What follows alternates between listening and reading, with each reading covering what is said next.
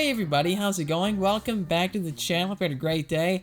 Today, we need to talk about the Ford Mustang versus Corvette Z06 GT3R. Now, the Z06 race car is going head-to-head up against the all-new Mustang GTD's version of the Mustang, the GT3. So, there's a lot going to be happening just around the corner. If you're not familiar with this new GT endurance class, well, it's all kicking off this year, beginning of January, for Daytona, or Rolex 24, which means we're going to be finding a lot of cool action all over the internet, or if you're going to go there, you're going to be seeing it in person.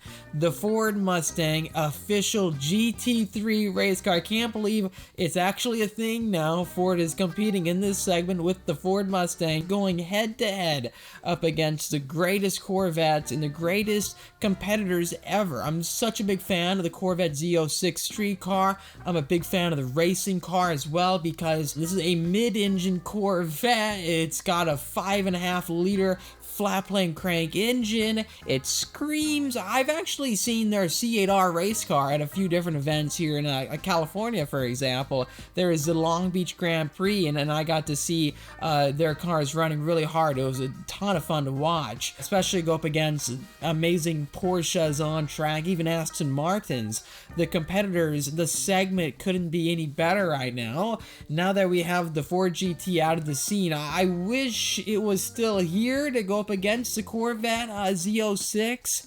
However, it does make sense. It's all phased out. The street legal version is gone now. It's been gone since, what, 2022 or 2023? There is a spot opened up for Ford to bring out the new Mustang. They've been waiting to do this for so long now, and it's actually a thing, a racing version of the Mustang competing against the greatest race cars out there. I want to throw a curveball at you. Did you know the street legal version of the Z06 actually has more power than the race car? Yeah, they homologate these vehicles, meaning on your street legal Corvette Z06, it's got 670 horsepower. I downloaded mine at around 610 wheel horsepower. It's a ton of horsepower. Even going for the Mustang GTD, it's an 800 horsepower Ford Mustang. On the racetrack, they're not allowed to keep their street horsepower figures because it wouldn't be necessarily fair. They want to try to equalize these vehicles to the best of their ability with the governing sanctions. So with the IMSA, they're trying to make a class where the vehicles will be able to perform very similarly to each other. Yes, you'll have the fastest car out there, maybe the slowest car as well, but they're doing what they can to make them more equal. Because if you had an 800 horsepower Mustang racing against a 670 horsepower Corvette, and then a 510 horsepower GT3 race car, yeah, it wouldn't really make sense for any of the straightaways. I'm not counting corners by any means. The straightaways wouldn't be very fun to watch, would it? So that is why these street vehicles have more power than the racing cars. It's because there are limits and rules for race cars. Same goes for street vehicles. I mean, you can't have racing slicks on the road. Everything is different when you really look at it. I'm very excited because I think all these teams are going to be throwing everything they have at the racing right now. They want to make a statement. They want to prove their vehicle is the best. We're going to find out at Daytona. I'm looking forward to trying to get out there.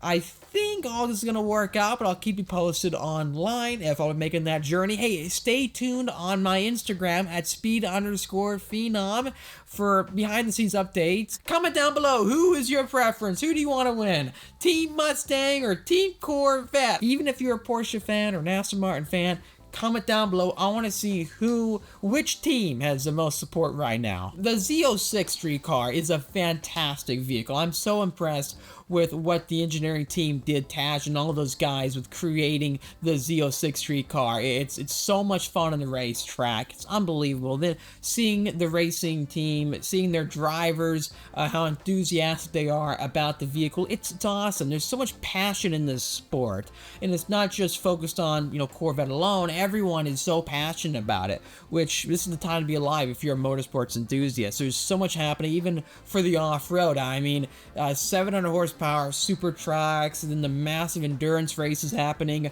The Raptor actually just won its class. If you didn't see that, the Raptor R won its class for the latest Baja race. In this video, though, I want to talk deeper regarding GTD versus even the Z06, because when you consider some of the motorsports technologies that are being pulled away from GT3 onto street cars, it's really cool to see. But I want to see brands continually innovating, because there are limits. If you throw 800 horsepower in your vehicle and everyone else is doing that too, you can't really beat everybody else too far. It's gonna be pretty close, right? Especially when you accelerate. I believe what Ford is doing with this active aerodynamics system, the drag reduction technology in the Mustang GTD, is really cool to see, because that is banned in this racing class, the GT3 class. You can't have active aerodynamics. You can't have a vehicle actively reduce the drag with the aero for the rear wing out back on a straightaway. If you watch Formula 1, then you know what I'm talking about. When they get into their passing zones, they can activate their drag reduction system, which means DRS, to get more acceleration for top end, because usually you would find drag slowing you down the faster you go. Lower speeds, it doesn't really hurt you too much, because the brick wall of air isn't as much of a brick wall, right? The faster you go, the more resistance you have. Everything you do, you have an equal opposite reaction, right? When you're cutting through air at 150 miles an hour, it's going to be a lot harder to go through it if you have more drag, because it's more areas for there to catch onto. When you have drag reduction, the car is more slippery. It's able to cut through that air much more effectively. It's funny, because I always hear how electric cars like Teslas, even like the Cybertruck, can have better drag coefficients than supercars, right? Or sports cars. A lot of people don't take into account how much drag you're actually getting from even a braking duct or the air intakes, even to cool. These electric vehicles, a lot of them don't have any of that. They don't really have solutions to keep the batteries as cool as possible. Yeah, there are different areas they work on to keep cooling high, but you're not getting all that massive airflow on the front end of the vehicle or on the sides like a mid-engine supercar for either brakes or engine cooling. It's totally different. They're trying to cut away the air to make sure that doesn't get caught in the vehicle. You can see really good gas mileage on the most slippery vehicles out there. People don't realize, though, when you don't have much of a drag coefficient and you hit the brakes or take a corner real fast, the balance of your vehicle won't be that good. If there's nothing pushing back that tail end and you corner at high speeds, and let's say a Plaid, and you don't try to balance the weight properly, you could find yourself going off track, because there's not enough downforce there. A lot of people I know talk about how you want no drag at all. Drag coefficient of an electric car is the best. Well, there's a reason why it's like that, and there's a reason why gas vehicles will always have more drag than an EV. It's because we're actually dealing with air and combustion. There's so much going on here. By managing it, though, to the best of their ability to give you better turning performance with downforce and reducing the slowdown effect while going in a straight line, that's critical. So Ford is doing this right now. I'd love to see Chevrolet do this with their Corvette. Porsche, they're in the same boat as Ford. They're doing this, and it's going to really differentiate their products, in my opinion. I would love to get that GT3 RS. I know many of you probably feel the same exact way. It's a hard car to get right now. The markups are unreal. Speaking of markups, I walked into an off-road store just to see like the Razors or motorcycles. You wouldn't believe what I saw. They're marking up random just Yamaha bikes or even KTM. There's markups on everything. It's unreal. Razors had $6,000 markups. You usually find this claim at dealerships where a Shelby is a hard car to get because it's rare, or a GT3 RS. You can't get many of them, so the ones that we have will be higher priced. That doesn't really apply to a lot of these mass-produced vehicles, because you can find a markup on a Camry or a Razor. It's like, why is that there? This is a mass-produced vehicle. It's going to lose its value. It's funny to of me. Let me know if you see markups on just vehicles that aren't rare, that aren't limited. They make, let's say, 100,000+ of them a year. It doesn't make sense. The Rolex 24 race should be really cool. Please let me know whose side are you on. It's gonna be a pretty big battle because this front engine Mustang is brand new from the ground up.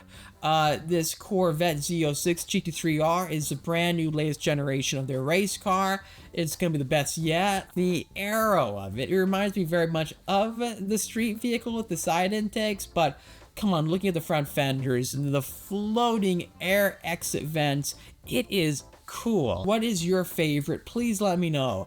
And hey guys, make sure to check out the Speed Phenom store. I'm launching new products. Anything they look at getting, it really helps to support the channel, to get back to the track. It's very pricey, and the content we do, it's not cheap to make. So if you want to see more big feature episodes, any support is greatly appreciated. And as always, the content here will keep staying free to watch. Thanks again. Hit the like button if you enjoyed the video and subscribe. Hit the notification bell. I'll see all of you in the next episode. Who's gonna win? Let me know.